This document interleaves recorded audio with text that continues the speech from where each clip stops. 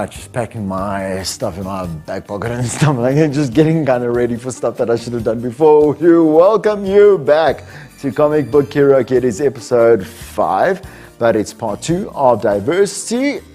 Period, man, where we've been having conversations about the representation and whether it is enough, is it in between, are people like kind of pushing like the wrong buttons where they should be pushing the right ones, or are they doing that? It doesn't, it's really intricate, and there's so many dimensions of what it is that we want to chat about, but we just don't have the time. So the point and the end game, should I say, of this is to start the right conversations and to definitely, again, reflect on the 2020s narrative, a reboot of the conversations that have been had, should I say, for decades and decades and decades. And you know what? They should still be had for decades and decades and decades to come.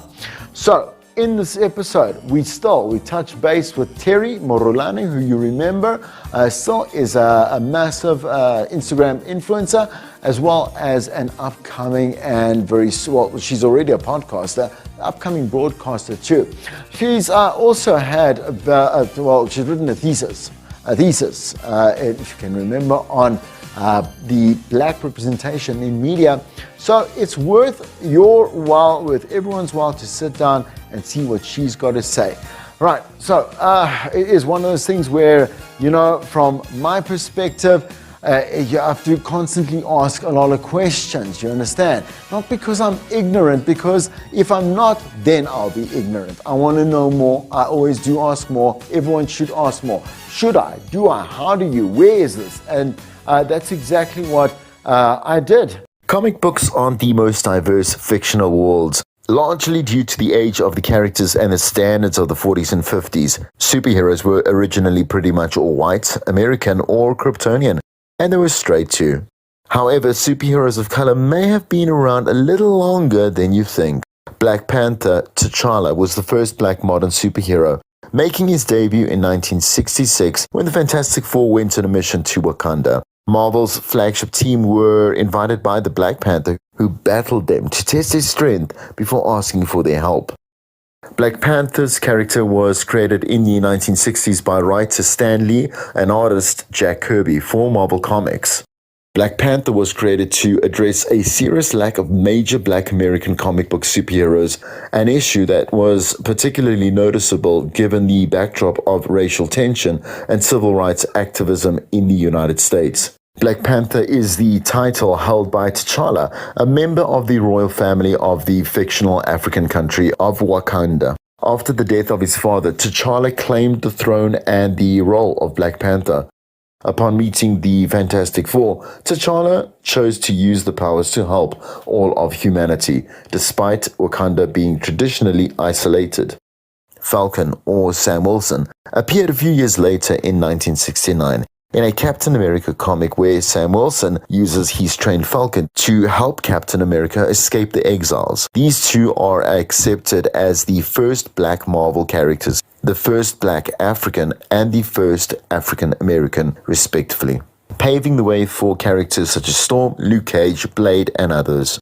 DC was a lot slower to bring a bit of diversity into their comics. The first black DC superhero was Green Lantern John Stewart, who made his debut in 1971. After a slump in comic book sales, Black Panther received renewed interest in 2016 when actor Chadwick Boseman played the character in the blockbuster film Captain America Civil War.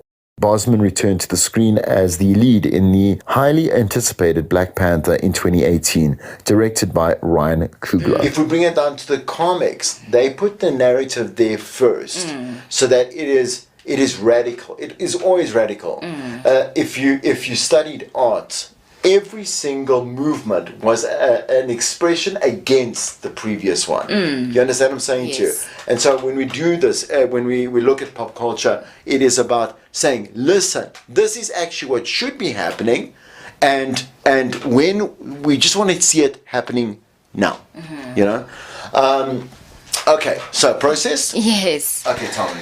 I think that Okay, if you want to make a change, it has to be in your close social spaces because that's where you are comfortable and that's where there's a lot of cultural exchange. So it can be quite tricky, going out into the world, being a white man, wanting to investigate and potentially making people feel uncomfortable, which can happen. That's what But what's happens. important, I think, is the discourse.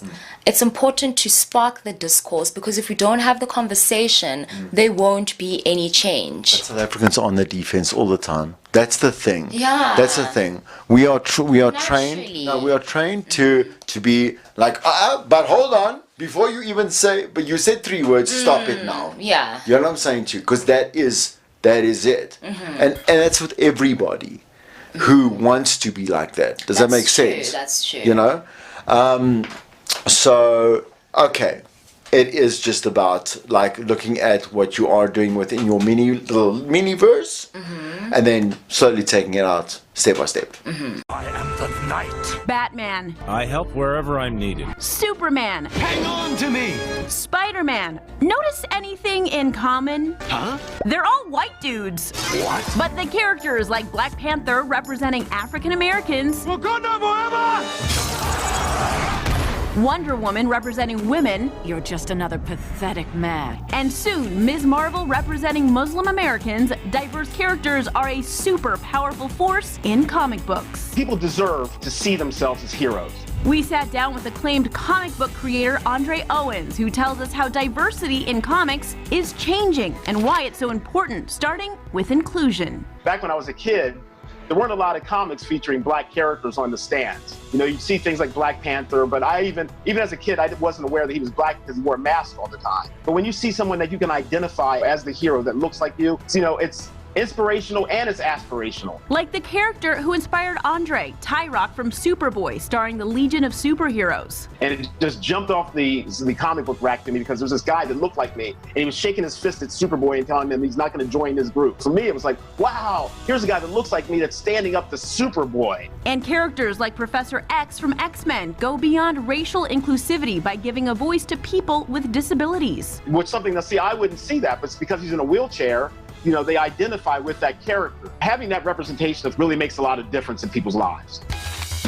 Next, diversity creates new genres. One of the trendiest, Afrofuturism. Some people like to call it Black speculative fiction. It's a place where Black creators get to explore the world, showing Black characters surviving in the future. African characters, like in my series, Force Galaxia. In the literary world, Afrofuturism is so hot because this unique subgenre makes for groundbreaking media My son, it is your time. that stands out in a great way, and that's sorely needed. So often you see these movies, you see shows, and you may have one Black character or something like that, and you're wondering, well, what happened to everyone else? And this genres, we're allowed to tell those stories of what happens to everyone else.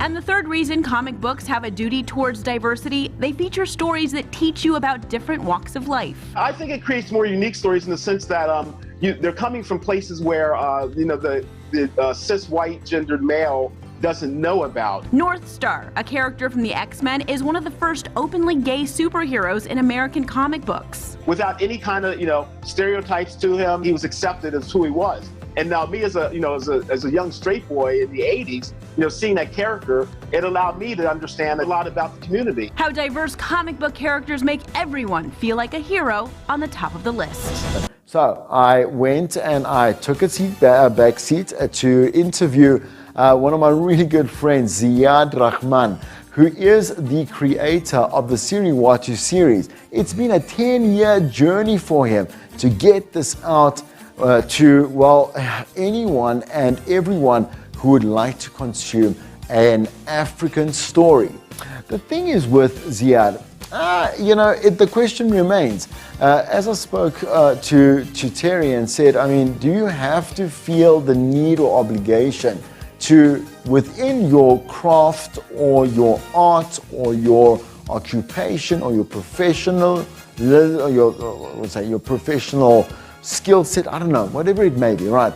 Have to constantly wake up and be obliged to make a statement against diversity equality. And his answer was no. not for him. He just wants to do a great story that everyone can enjoy. It just so happens to include like various people from various cultures in an African great subculture, subsetting, and a fantasy world. Let's see what he had to say.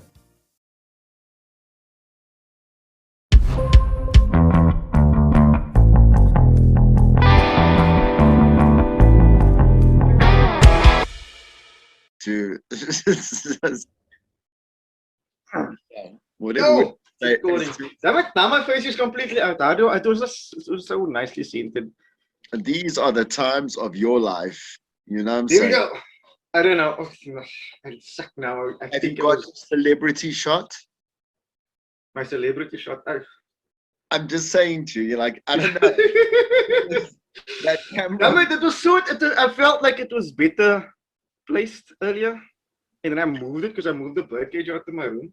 Is this what happens to like local? I can call you a celebrity now. Is this what happens? I wish. Like you worry, you really now worry. You just said about your hair now, the way you looked. Now what? It's not about my look. It's about the. It's about the framing of the camera. You see, I want to be a director one. I kind of to know framing, and the framing sucks. I think I wasn't paying enough attention, which is probably because you know when we did meet and you did give me this. Can you see? I still haven't opened it. You know, it's a backward on the camera, but it's my heart it hurts. It's not just for collecting; it's for actually reading. Dude, okay, I know, but I mean, because I'm one of those collectors that like, it's in a seal now.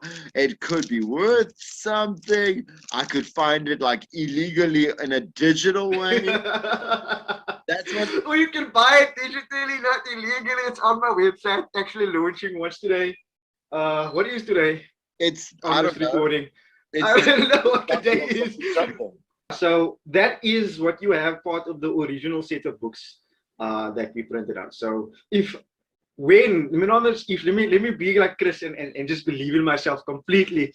When those books are like the hugest thing ever in the world, and people like, oh my god, Series 2 is like the best series of manga or Afro manga or comics or whatever people want to call it. Bongo is now the new term for African mythology. They're gonna be like, you have the original of Series 2. That book is so amazing. I want to buy it from 10,000 or something. Like, I don't know. So is because the thing is, like, again, especially, I mean, my knowledge as a geek is very questionable. But when you said Afro manga, like, is that something you made up, or is it a thing that is a thing? So I never heard of the term before. So essentially, I started using it because a journalist in the area that comes from the area that I came from. I don't say grew up, but like where I was born. I stayed there for like 8 to 10 years. Like was there between the weekends. Cape Flats basically, comes from the Cape Flats, and because I come from the Cape Flats. And then he came to FanCon at one point, and he looked at the books, and he was like, so in my mind it was like just manga, Japanese manga, but in like African form, like the mythology and the history and the lore was like the stuff that I grew up with, but also a historian that I got to research and look into and all of that kind of stuff. So all of that got to put into the book. But I always just thought of it as manga, like just a variation of manga that's African mythology. Then he came to me and was like, this is amazing Afro manga. So when I think of style, I think of like I'm more influenced by Dragon Ball Z, Full Metal Alchemist, Naruto, Bleach, Death Note. Those are the styles that I come to mind, and even some more recent styles that I really like, because I like the pacing of it. Is like My Hero, Damien, Demon Slayer, those type of things that has a different that has a style to it when it talks about, like, when I talk about style, I mean like the way it's illustrated, basically, right? And also like the over exaggeration of expressions. Like you don't often see this in cartoons, sorry, in comics, at least to me, in my world, that there's an over exaggeration of expressions in comic books. Like they try to be a little bit more realistic in the way that they do anatomy, and a little more realistic in the way that they have facial expressions. Like in comics, for example, when it comes to Batman and Superman, you don't see like the round eyes that are blank screaming in excitement, or like the mouth that's out of his head or something like that, right? I get it. But in manga you do see that, even if the story is serious. Jeez, like, I mean, people are so finicky. I never knew. Oh, I'm gonna get in trouble for this, but the thing is, I'm also part of it. Nerds could be such bitches. So I mean, like, we're about to get cancelled. Yay! Well, okay, so like I have this thing, where basically my answer to that is, like everything else, things become tribal. And I'm not a tribal type of person, so I think it's just got to do with, you find your culture, you find what you think is your people, and if something goes against what you think is your thing, then it's like, no, that's not it. I can say like 99% of the time I haven't gotten that at all. The one question that I had is, so I made a decision in my book, right? Obviously it's English, but I made another decision in my book, was that you read it the way you would read a normal book. I mean, you would read it in the West, right? But I come from my culture that I come from reads the book the same way that the Japanese read it, which is like left. I think it's left to right, and then Americans or Western Europeans would read it from right to left, if I'm not mistaken, or vice versa. Whoever, you know the difference, you know what I mean. Definitely. So I did make the decision when we started making the book. This is like, we might think of it as manga in this country, and I think of it as manga, and manga is something that we have to, when I did this book, most people didn't understand what manga was, right? Not in this country. I mean, I think even you said yourself, you're still unfamiliar with what it is, right? And but I've just honestly, there's a very loose difference between comics and manga, just to get back to that point of view. But when you are manga reader, when you are comic reader, you do feel or sense the difference. But anyway, so I made the decision that it's from like you read it the West way, because I think most of my audience is going to read it that way. Sure. I got questions on that, and then I explained it, and they mostly understood. The only one thing that I got was when we were doing the first book. The second book looks a lot more like manga, but when we were doing the first book, my art style wasn't as polished and as clean as it is, at least right now. Like in my 7th, 8th, and 9th book, it's like really polished. Like I'm really happy with where it is. But when I did the first book, people opened it up and thought like, this doesn't look like actually like Dragon Ball Z, or doesn't actually look as clean as the books that they see in Japanese, because obviously they used to like a level of art quality, I guess is the right word, or maybe I don't know how you think about it, a level of art style that is not familiar to the style of, like, it's not as like good as the Japanese are. And so that was the one time I had that. So I'm gonna do this because I'm just okay. Good, because I talk a lot. No. I decided that only is a train of thought. The thing is, have you? Okay, so okay, so it being compared, do you like that? I mean, the thing is, because it does. I would think on one side it gets super exhausting. Yeah, but you know, this happens here and this happens here.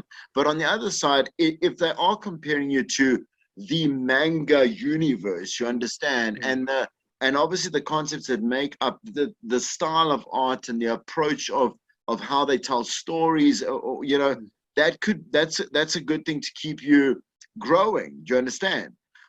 You know, so my thing is like, it's good, and it's bad, but where do you sit with that? Because as a creator, like I would get really exhausted. This has been carrying on for years. Okay, I'll be honest with you. If I had wealth, if I was the best and I'm funding it money, right? This is the sad thing. One, robot. I'm getting me a robot. If the robots come, I'm getting me a robot. I love computers and PCs. It's not one of those things that in Japan where it's an actual lady and she's fully AI'd. Is it one of those robots? It's a well, I mean, lady. It doesn't have to be like humanoid. Like it has to be humanoid, but it doesn't have to be like look like, how do I put it, like vivacious and all of that. That's not what I mean. I don't mean like a lady robot. I just mean like I'm fascinated by robots. Huh?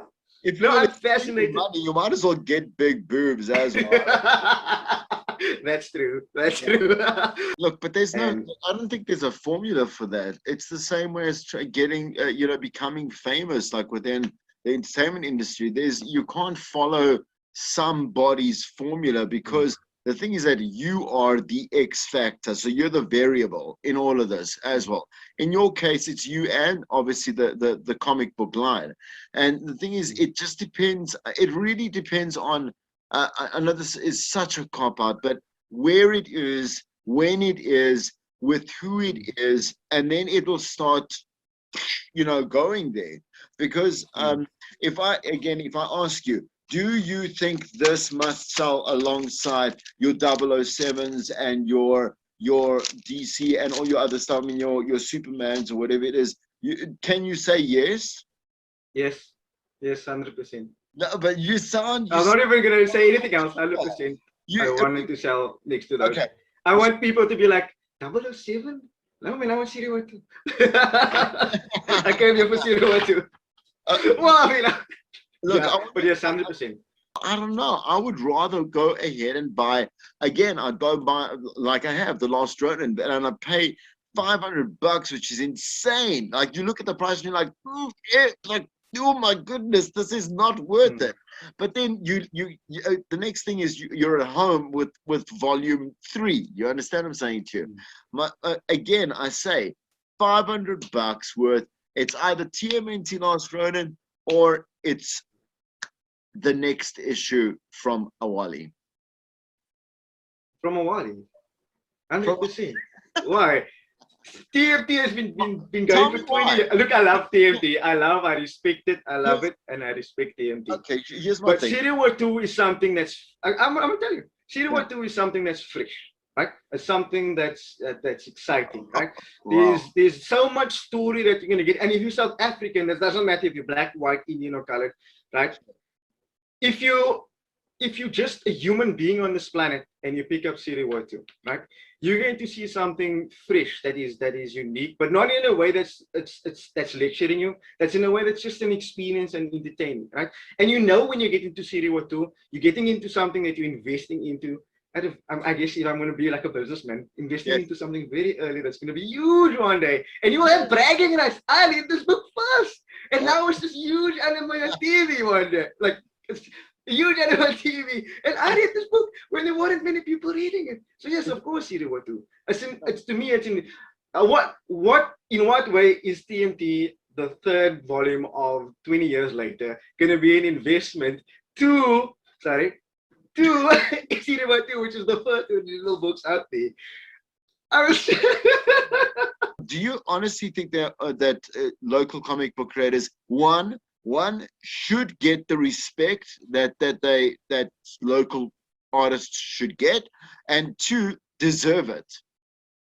Because I mean, the thing is, again, so again, it's not because we're mates. I'm glad that we are mates and stuff, but this is cool. It's cool, and even if I don't say so, the masses have spoken. You understand what I'm saying to you? So this is cool. But do you honestly think that, like, your companions, the people that you're classed with, do they deserve it? All this aspiration. A lot of people might dislike me for this answer that I'm going to give, right? And I'm just gonna be authentic with this answer. Okay, one, I don't know all comic book creators. I do know a lot of them. I do know a lot of people that's in the space. I don't know them personally. I don't know how they feel about this and whether they feel like they deserve respect and all of that. So I can't speak to that, right? Sure. But I'm going to speak to any creator out there that is doing anything. And it's also got to do with comic and maybe specifically comics and manga, because I'm in the space. You don't deserve anything. Your audience will let you know what you deserve. No, okay. That's my answer. That's a very answer. I love it. It's good. It's good. It's good. So if people don't like my work, they don't like my work. If they don't like your work, they don't like your work. If I want to hustle, I hustle because I think I have to hustle. Right? I want people to know what my work is about, so I go out there and stuff. Right? And I sell them my book, and they come back to me and they love it. Tell me, okay. Are there parts of this journey that you genuinely regret? I mean, the thing is that not mistakes you've done, just some of those parts where you're like, oh my God, that this was this was genuinely like a pain in my ass, you know? Which parts of this did you not? It couldn't have been. You're a nice guy. You're positive. Like you obviously work in that way. But there's a lot of things that must have, or a couple that must have really been crap. Yes, it's hard to say if I regret anything specifically in the space. So like one, I feel like I should have started sooner. When we came up with Zero 2, for example, it was first like a TV show idea, and then it became a storyboard thing for the TV show, and then we liked the storyboards, and it became like the manga. I worked with a friend at the time. Oh.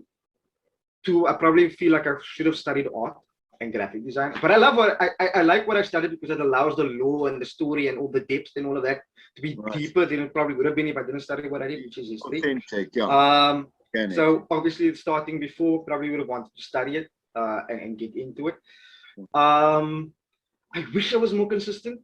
Like I have so many different projects that's on the table that I wish I could just focus on Zero 2 and then get that out there. That's kind of been what I've been aiming for, is because look, I mean, I don't want to know what you do as a day job. I don't want to know what you're doing to keep the lights on. Because I'm a cam girl in the real life. What? I'm talking nonsense. I have an OnlyFans in real life. I'm talking nonsense. You know why? Because it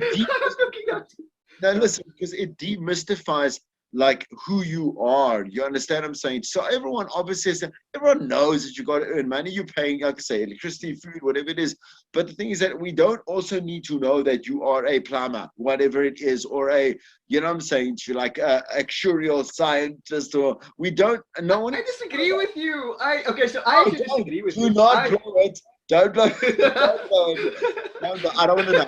I don't want to know. No, I'm not going to tell you what my career is. I'm not going to tell you. Don't. Do not. Don't. Do you want me? Okay. Do you want me to open this? Yeah. Anyway. Okay. Look. Okay. Are there any wannabes? Wannabes? I think there's not enough wannabes. Really? Yeah. I genuinely think there's not enough people that, because look, here's the honest truth with you, right? Yeah. If there's like thousands or 10,000s or millions of wannabes, the industry stops. Right? The difficulty with the industry in the comic book space right now, right? Yeah. And again, I know I spoke about the audience and all of that, but the other challenge is there's not enough people pushing this type of format and style and comics and manga and unique South African stories, right? And to some degree, there's an advantage of being the first person in that. But in the other part, if more people are aware that things are coming out of South Africa, like locally, they would be more keen to keep their eye out on more South African projects. So it's been about 4 years since the creation of the first superhero comic book in South Africa, created by artist Loyiso Mkhize, together with illustrator Clyde Beach and best-selling author Mohale Mashego. They make the ultimate dream team. I love them so much. And they join us today to tell us where it all started. Qwizzy. Welcome, guys. Thank you. And well done. Thank you so much for being here. So this essentially started before Black Panther. Yeah. And like, I know you don't want to say it, but I mean, it kind of did. So what was the idea behind Qwizzy? Well, geez, thinking about it now, all these years, after the fact, I think, look, it was an answer to the question, what about us? Do we have a superhero that we can, boast of? And at the time we didn't, like, been reading Superman, Spider-Man, etc. And something that was homegrown, never. And before that, no one was doing something like that. And the idea was so interesting because we had never thought of ourselves in that way. We haven't thought of our cities in that way. Yeah. So a young South African, 19 years old, discovers he's got superpowers and he's in the heart of Johannesburg, right? Imagine that. So that was already, such an exciting idea that when, pencil was put onto paper back in 2013. Yeah. We obviously had to devise a hero's journey for the character, and that's where he got. And what a great character! Yeah. Like Qwizzy means star. That's right. So I often say them, I'm Jeannie Maboneng D, so we should actually hook up. Should we talk? Yeah, I'm in. So, I mean, what are your 3 different disciplines? And well, I know what they are, but how does it come together? How do you complement each other, do you think? Okay, I think I'll start with my own discipline, which is illustration, comic book illustration. And Clyde? Yeah, I'm a digital comic book artist as well. We actually have an interesting story. We met working at a previous company, and he came with the first issue of Qwizzy, and he asked for my help, and I helped him do the colors, and from there started helping plotting the story, and then. And so did they find you already when they had an idea and then you put the narrative to it? Well, they had already done 6 issues and I interviewed them at, I don't remember where, and I got up the courage to say, this is a really nice story, but I'd like to write it. It can be better. So she kind of found us in a way. We had 6 badly written stories and we needed someone to come and shape us up with the expertise. And they got an award-winning best-selling author, so it's not so bad. But listen, the business of comics is huge. Like if you look globally, Comic-Con, like Marvel, I mean, it is enormous. How big is the industry and is it growing in South Africa? It's definitely growing, particularly for, you know, the project we worked on beforehand, which was Super Strikers. I was head illustrator at the time. Clyde was head, right? So, which is a very big South African soccer comic book. So having the talent or skill sets from there, taking it over to the comic book was, you know, just like that, really. But it still feels like we're working underground in many ways. Yeah, it must. But we're hoping that one day, you know, we could head up our own DC or Marvel. Well, the industry is definitely growing. You can see it from FanCon and Comic-Con last year. Yes, we just had Comic-Con Africa.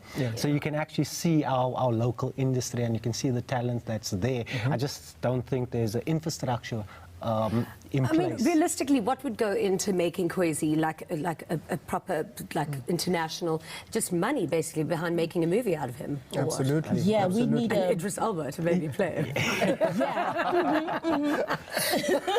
We need a bigger team. Right now, it's just the 3 of us, and it takes weeks and weeks and weeks of sitting together and building the story. And once it gets here, I mean, we're exhausted. This is our latest issue, by the way. Beautiful. I think, though, there's something to be said about creating something like this and then having so much response from everywhere. We thought it would just be South Africa or just Africa, but the entire world is latched onto this proudly South African comic book, and it's because of that. It's a proudly South African story. So exporting that is basically, there's an appetite for new and original stories. The details on this are just absolutely incredible. I've been told to look. Sorry, my producer's asking me to look at the TV. So, guys, look at the TV. Okay, what are we looking at? Look at him. Hello. Well, what have we got here? Starboy is here. Thank you very much. Gigi's like, what is he doing? So there's a bit of backstory. There's definitely backstory. Hey, guys. This is Sipe. So Sipe is basically, we designed the character around him. And he was in matric at the time, had the same hairstyle for some reason. Same personality. Same personality, and it was really just a young South African with all the charm. And I was saying Idris Elba, and yet but listen, you're a young Idris. He has nothing on me, guys. Okay? I wanted to take the shirt off, but I was like, okay. Listen, you're more than welcome to take the shirt off, but can I tell you what's made me like even giddier is that you guys made a comic for Pali and I. Oh, look at you. I mean, how amazing is that? I thought you guys might as well join the team at some point. So what is my comic book hero name? Super D. Oh, okay. That is wild. Call it Miss Modeling. That's better, not Super D. I never expected it. No way. I think you chose it, so it has to stick.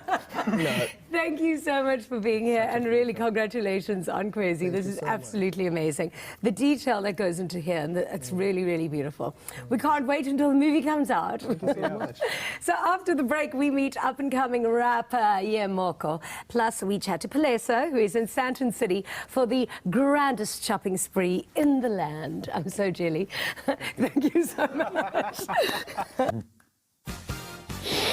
Give me a hug, man, just because it's the end. And man, through all the episodes so far on Comic Book Karaoke, myself, Chris Jordan, I feel so much more connected and so much more kind of at ease with the narrative that we have been creating throughout the past 5 episodes. We are about to enter the season finale, which is we bring it back home. We bring it right back home to South Africa, and we see what we have to offer and what is missing in the South African geek space. From myself, Chris, it's been amazing. Thank you so much. Remember to stream and subscribe and to share and to just kind of talk about Comic Book Karaoke. Talk to me, it would be great. And I'm going to say, may your force be one of tolerance, man. Stop being ignorant. And if you surround yourself with ignorant people, may you force them away. Cheers.